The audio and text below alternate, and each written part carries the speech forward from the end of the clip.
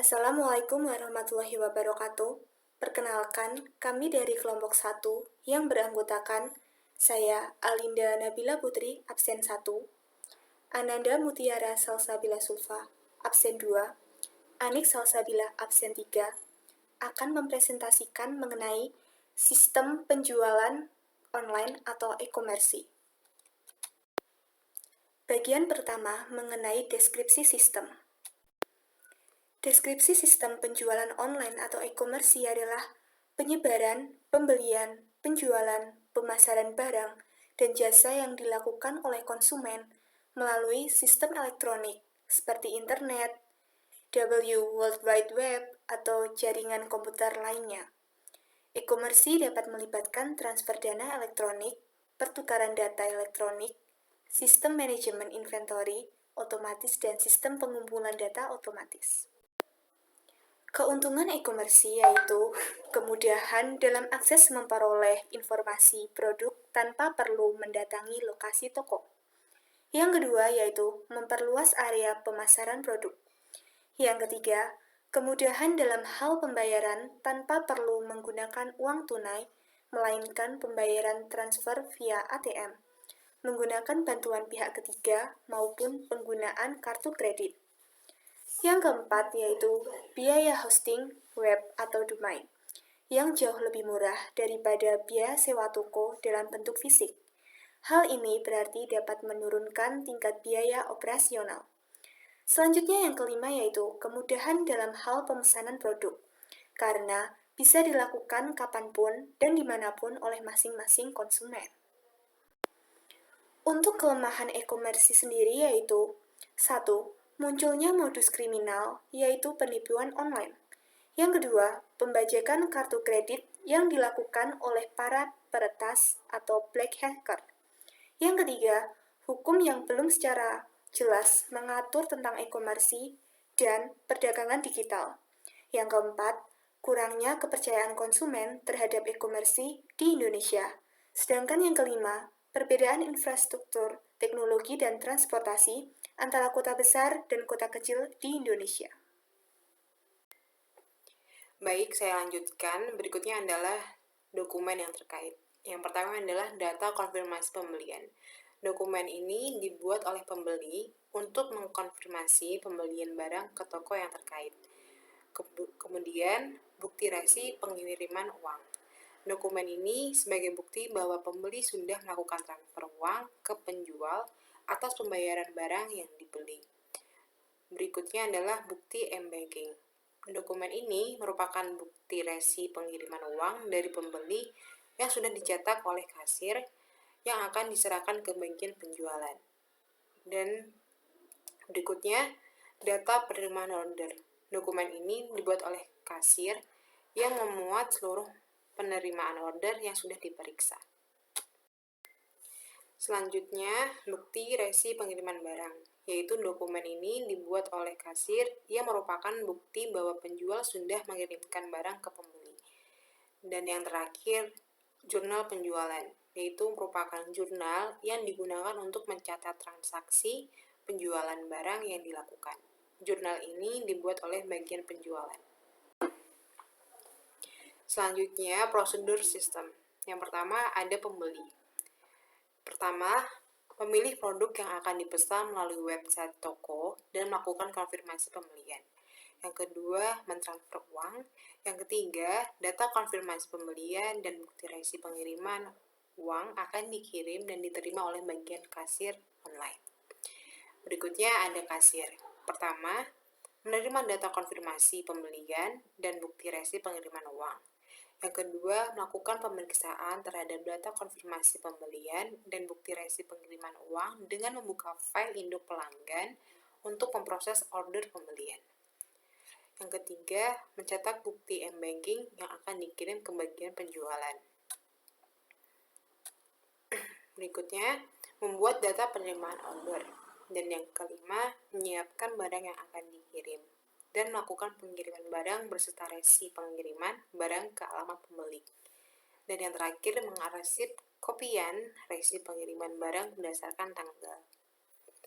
Dan yang terakhir, bagian penjualan, yaitu pertama, menerima bukti unbanking, kedua, membuat jurnal penjualan online, dan yang ketiga, membuat jurnal penjualan akan diterima oleh bagian keuangan. Kemudian yang keempat yaitu flowchart. Untuk menggambar flowchart, kita harus melihat prosedur sistemnya. Nah, kita lihat di bagian pembeli, yaitu yang pertama, memilih produk yang akan dipesan melalui website toko dan melakukan konfirmasi pembelian. Dalam flowchart, digambarkan sebagai berikut. Yang pertama, mulai. Kemudian si pembeli memilih produk yang akan dipesan melalui website toko. Kenapa bentuknya persegi panjang? Karena ini merupakan kegiatan yang dilakukan melalui komputer.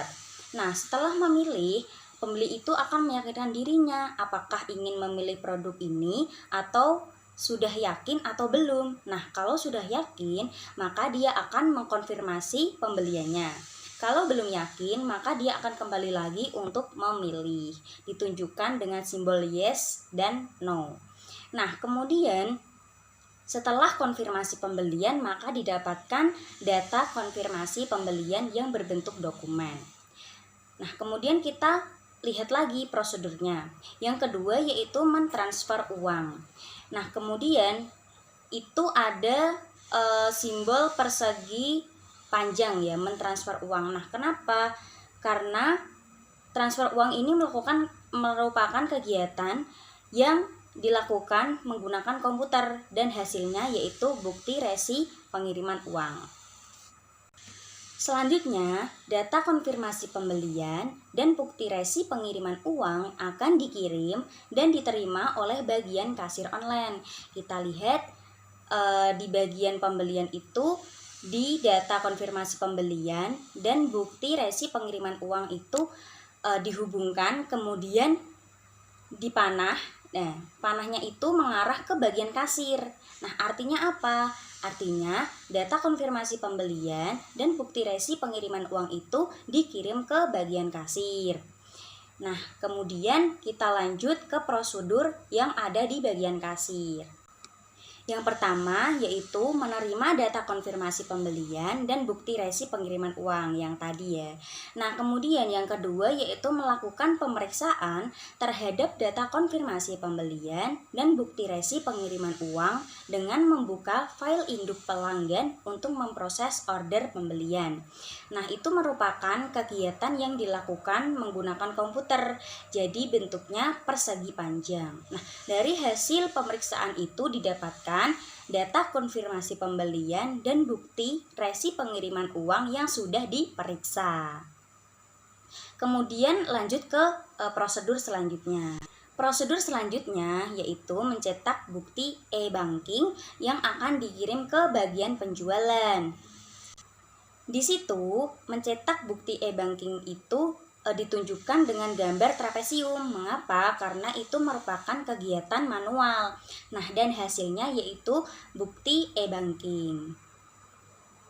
Kemudian setelah mencetak bukti e-banking, pihak kasir membuat data penerimaan order dan hasilnya yaitu data penerimaan order dalam bentuk dokumen.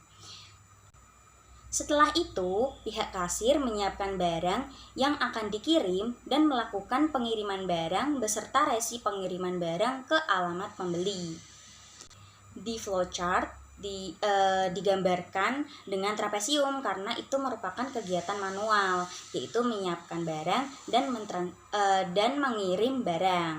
Nah, dari hasil itu akan didapatkan bukti resi pengiriman barang. Nah, dalam prosedur sistem disebutkan bahwa bukti resi pengiriman barang itu ada dua. Yang satu itu bukti resi pengiriman uang ini dikopi ya. Jadi artinya itu kalau dikopi ada dua.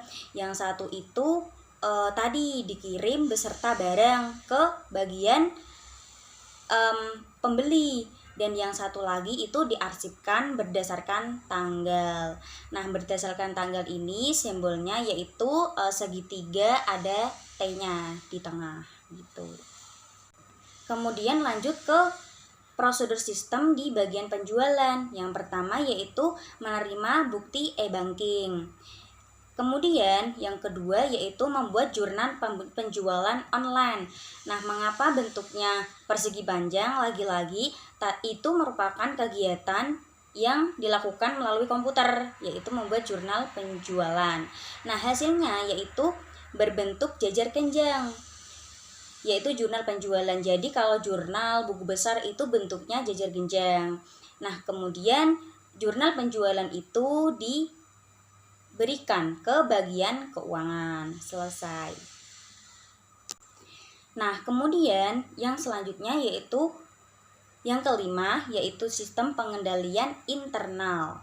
Nah, dari flowchart yang sudah dibuat tadi, kita dapat menganalisis beberapa sistem pengendalian internal yang sudah dilakukan. Antara lain adanya pemisahan tugas antara kasir, bagian penjualan, dan bagian keuangan tadi. Itu merupakan salah satu sistem pengendalian internal. Nah, yang kedua yaitu pengendalian sumber data yang berasal dari pembeli, yaitu data konfirmasi pembelian dan bukti resi pengiriman uang yang diperiksa oleh kasir. Ya, tadi yang sudah diperiksa tadi. Nah, kemudian yang ketiga yaitu pengendalian output, yaitu bukti resi pengiriman barang yang diarsip berdasarkan tanggal. Nah, yang terakhir yaitu perancangan dan penggunaan dokumen dan catatan yang memadai. Nah, tadi kan ada beberapa dokumen ya, seperti data konfirmasi, kemudian bukti resi itu. Nah, terima kasih. Apabila ada pertanyaan, silahkan langsung ditanyakan.